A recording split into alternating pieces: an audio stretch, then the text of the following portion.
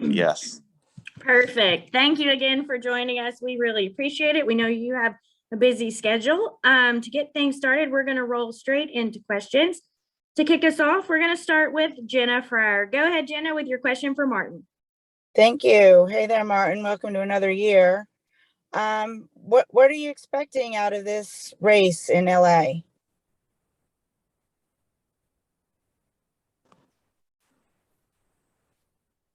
Did you hear me, Martin? There, I got you now. I did not hear you. Okay. So what are you expecting out of LA and how can you predict and prepare for it? Really not sure, honestly. I think thinking about it, I mean, I've never raced a stock car on a track this small, and obviously we've never raced a next gen car. So it's going to be interesting. I think the cool thing is it's going to be a lot of fun, to do something new, and there's a lot of excitement around it as well. So I think everybody's anxious to get out there, get on track, see what we can do, and hopefully turns into a fun event for the drivers, and hopefully I'll enjoy it. And usually, if I do enjoy it, we'll run well. So excited about it, and it should be good. Do you have any opinion on what it would take for this race to be considered successful? Not really. I mean, I don't know that. It's I guess it just depends. It sounds like the crowd's going to be good and there's a lot of attention on it. So I think at the end of the day, we want to put on a good show. We don't want it to be, lots of cautions and wrecks and, just not a lot of chaos, I guess, just a good race, to put on a good show with all the attention it's getting and make it a successful event. I think, there's a lot of excitement around it, like I said, and a lot of things different with the concert and the halftime break and all the things that are going on. So, definitely, racing in a new part of the country. I think a lot of new fans will be tuning in, and, we need to make sure we put on a good show. Thanks, Martin. Thank you. All right. Our next question is going to come from Jim Utter. Go ahead, Jim. Hey, Martin, sort of expansion on Jenna's question. Do you usually start a season with more anticipation or more apprehension? And is that changed this year with the next gen car? I think in general, always look forward to a new year and seeing what you can do, and, another chance at, doing some great things, winning some races, hopefully, and reaching the ultimate goals. So I'm always looking forward to it. This year, obviously more question marks than ever, which, is a little bit different, but, we've been in situations before like this where a lot of things are changing. You don't really know. You kind of just try to prepare the best you can. I've obviously got a great team and a lot of great people around me, and try to take advantage of those people, the best I can. And that usually works out. So, look forward to it, and just kind of be open-minded and take them as they come. And you mentioned about how the Clash was so unlike anything that we usually race. Starting with the Clash and then going to Daytona and then Auto Club. When do you have any idea when you think you might feel like you have a sort of read on this car for how it will race this season? Kind of difficult maybe, since you start with a couple tracks that aren't really typical of the year. Yeah, I think it's going to take a while.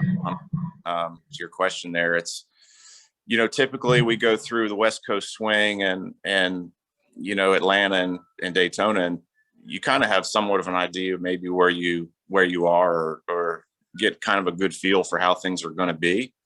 I think this year is going to be way different than it. I think it's going to take a lot longer. Just we've never had anything, change as much as we have the car this year. So it's going to take us quite a while to figure out where we're at, to learn about this car, to understand what, how to make it work on different types of racetracks. And I think that's going to go on for quite a while. And, things are going to change very rapidly, through the first half of the year. So it's going to take a while to see, to really feel comfortable about where you are, or really understand things to the extent that we have in the past. Thank you very much. You're welcome. All right. Our next question will come from Claire B. Lang. Go ahead, Claire. Thank you.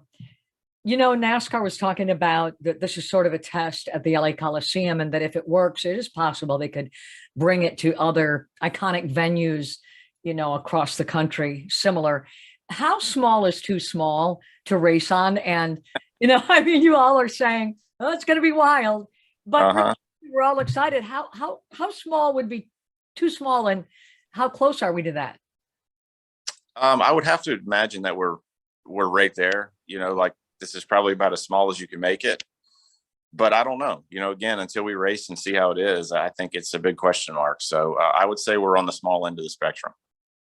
And I was listening yesterday to the Tom Brady podcast, Let's Go, and he talked about athletes and the commitment it takes. Sometimes the fans don't realize if you're all in and you've come very close to winning a championship lately, you are a champion from the past, how much commitment it takes when you start a new season, right? What do you think of what he's done at his age, and how much commitment does it take? Because we often don't talk about race car drivers and how much you have to go for it, Yeah, I think, there's a lot of differences between football and racing, but I think, the mindset is you're all in all the time, whether it's talking to your team, working on the cars, doing the things that you need to do to be prepared.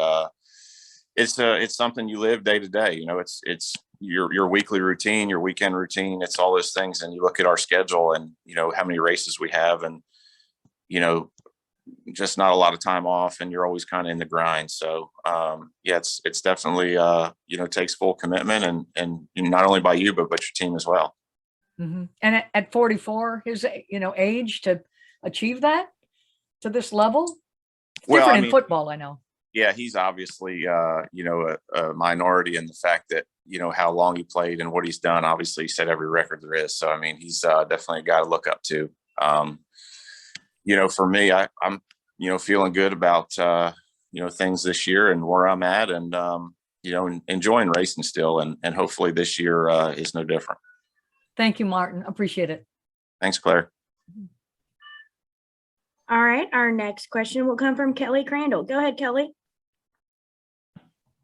Thank you. Hey, Martin, I've got two for you. So talking about the Clash, you said a minute ago, you acknowledged, you want to put on a good show. Obviously, a lot is going into this race. Is it something, though, to where you're really going to have to balance I'm going to race, I want to win, but really this is built for entertainment? Like, are you going to have to remind yourself of that? Hopefully not. I mean, I guess there's, potential for that for sure. But I think, especially if you're at the front, with some guys that you raced with before, I think there'll be a decent level of respect and guys, trying to, do it kind of the right way. We'll see. I mean, I don't know. It could turn into just a crash fest, which I would hate to see, but you never know. I really don't have high expectations for either way. I just think we're going to go there and race and see what happens. I mean, I just think as a broader, look at everything and what the race is and the attention it's getting, I hope that things go.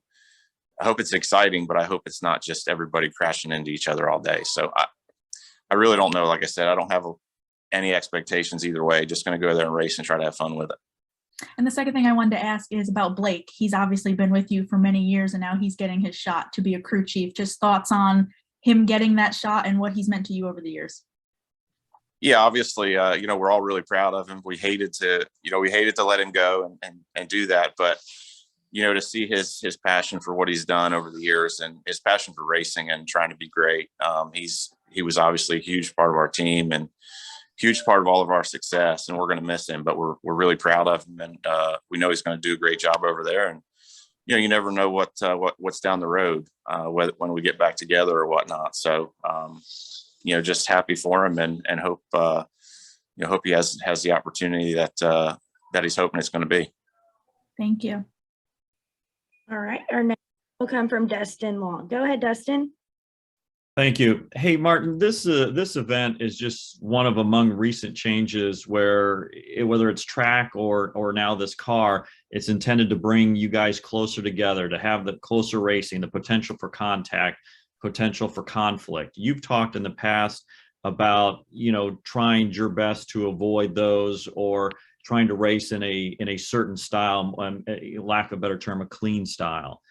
How more challenging does it get to be with your personal code as you know, there's more of these types of races and this type of racing where contact's going to happen, and at some point you may be forced to have to decide whether you do something or not, and maybe in the past you didn't. Yeah, I mean, I guess we'll just have to wait and see. It definitely, the closer we are, the smaller the tracks get. Things like that obviously make it more difficult, but we still race at a lot of different style racetracks where you're going to have to take care of your equipment. You're going to have to keep, for lack of a better term, just beating the body off the things. I think certainly they're going to be a little bit stronger than in the past, I would say, with the composite bodies. So there's a little bit more room for rubbing there, but suspension wise, I don't know where we stand on contact and things like that right now. So I think again, a lot of question marks. For me, I think obviously the Coliseum is going to be, if it's going to happen, that's going to be the place that's going to make it more difficult to race clean and drive clean and do those things. But certainly think they're still possible, and we'll wait and see how it goes. Is it worth the risk of getting into somebody and having an issue that potentially carries over for the chance to win this weekend? I mean, this is an exhibition event. I mean, I know it's the first of its kind, but at the end of the day, is it worth doing something that upsets somebody and maybe they do something in a points race? Yeah, I mean, there's certainly potential for that. That's a risk you take every week, with the decisions you make. So it's a long year, and you definitely don't want to start off the year in an exhibition race with a bunch of people mad at you. Thank you. All right, our next question will come from Chris Osborne with Sports and Culture. Go ahead, Chris.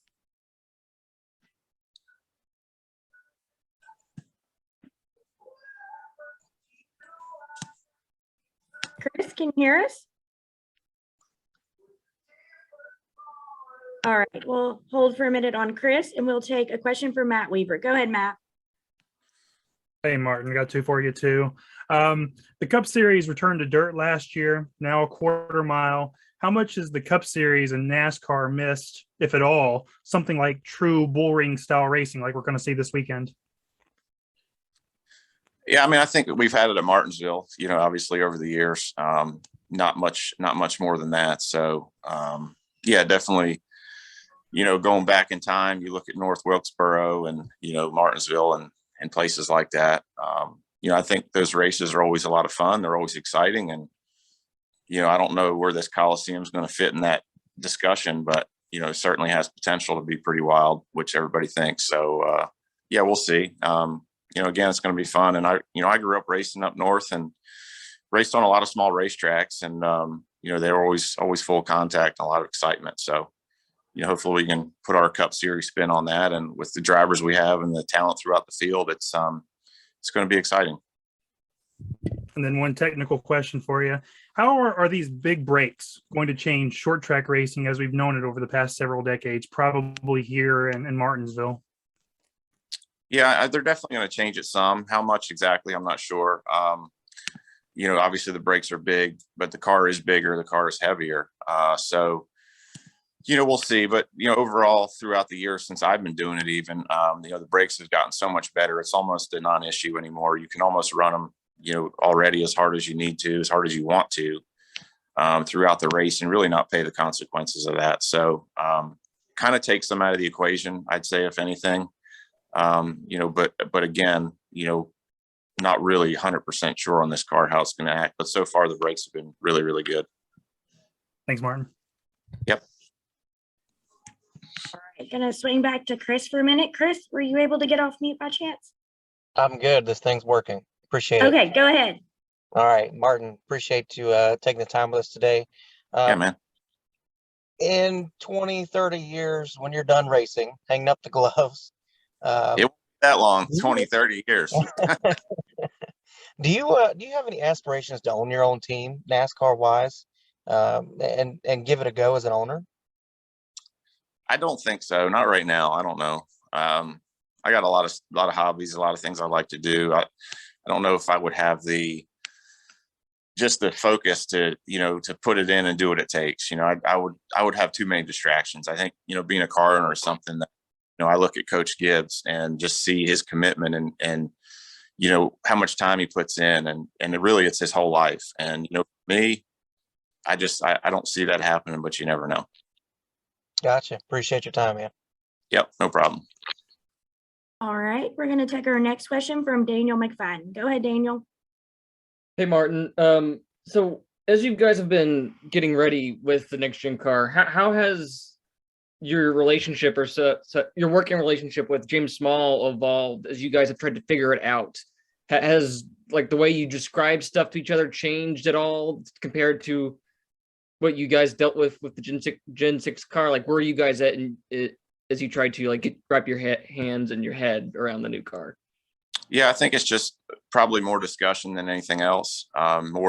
More detailed discussion. I've been driving stock cars since I was 19, and I have a pretty good understanding of what the cars were we were racing throughout that time till last year with the suspension, how things work, shocks and springs and wedge and track bar, and just the basics of stock car racing. And now that's all changed. So I have a lot of questions for him, and obviously when we talk about things, we try to be a little bit more detailed, just because there's so many things that could pop up if you explain it better or different. So yeah, just a lot of that going on right now, trying to figure things out, and still a lot to learn, that's for sure. And looking ahead to the Daytona 500, how are you anticipating that this car will perform when there's a full 40 car pack out there compared to what you've been experiencing for like the last 20 years or so? The way I see it, and I'm not sure if this is right or not, but I feel like it's kind of going back more towards the cars before the COT, where they were kind of more straight up, they were more slick and rounded. Obviously this car has a decent amount of drag in speedway configuration, but our old cars, or Gen 7 car, I guess you call it, was so offset, with the big right rear and the quarter panels, and the side draft was such a big deal. And they had so much side force. I feel like that's something we didn't have years ago. Going back to like 06, 07 or whatever. So I think it's going to probably race more that direction, but obviously differently. So I think I don't have a great understanding of what it's going to be like yet, but I just have some educated guesses. All right, thank you. All right. Apologies that I wasn't able to get to everyone, but I really appreciate Martin spending a little bit of extra time with us today. So Martin, thank you again for joining us, and we wish you the best of luck this weekend at the Clash. Thank you.